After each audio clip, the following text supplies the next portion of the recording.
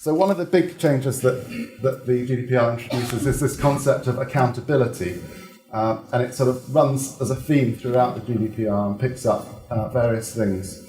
And it's because, aside from the requirement to comply with all of these things in the GDPR, there's also a requirement to be able to demonstrate compliance.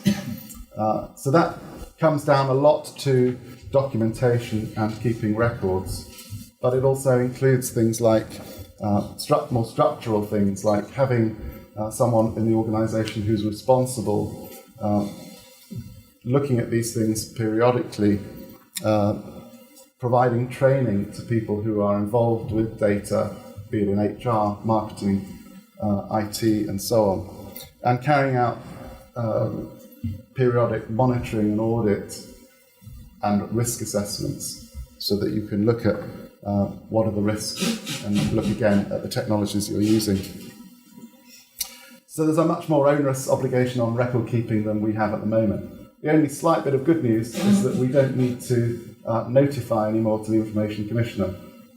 As many of you know, there's an annoying requirement to notify every year to the Information Commissioner and pay him £35 or £500, depending on the size of the organisation, and send information that no one ever looks at to someone who never really reviews it and nothing ever happens. But it's a criminal offence to not to do it, and the ICO is a little bit obsessive about people complying with that. That requirement goes away, but instead there is a requirement to keep all of these detailed records and make them available to the ICO on demand. The only potential carve-out is if you're a small organisation with less than 250 people. You don't need to do that unless your processing of data is more than occasional. So that little carve-out is probably not that helpful to organisations that are processing data. Privacy by default and by design is again a new concept that's introduced into the legislation, although it's been around as a concept for some years. And essentially it means that when you're developing new technologies, when you're looking at new systems and products, that you build in compliance and privacy from the ground upwards. So these things are taken into account at the very beginning and are put at the heart of the organisation, so that the privacy and security of people's information is fundamental to anything that you're doing.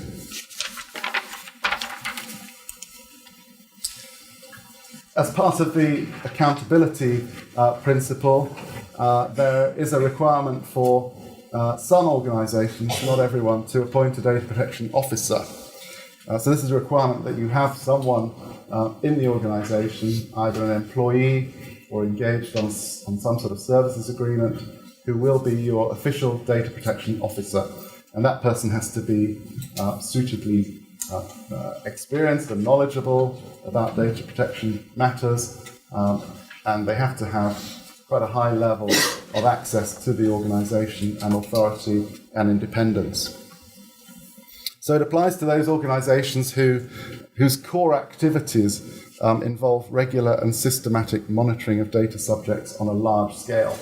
So this is some of the terminology that's quite difficult to interpret. And one of the things that you can do early on is look at whether your organisation will need to appoint a DPO, because, of course, the timeline to appointment of someone like that can be quite extensive, and that person will need to be in place by May 2018. And in fact, it would be good if that person was in place well in advance of that, because they can then be part of the team that's working on GDPR implementation. The Article 29 Committee, which is a body of data protection regulators across Europe, have recently published a guidance note on appointment of DPOs and go into a little bit more detail about when you need to appoint a DPO, and if so, what their sort of qualifications and job description, if you like, should be. So something quite important to look at. One of the interesting aspects of being a DPO is that you can't be dismissed. That's to say, you can't be dismissed for doing your job. Of course, if you mess up or you just want to terminate someone's contract on notice, that's fine. But they're intended to be independent, and simply because you don't like the advice they're giving, they can't be dismissed for that.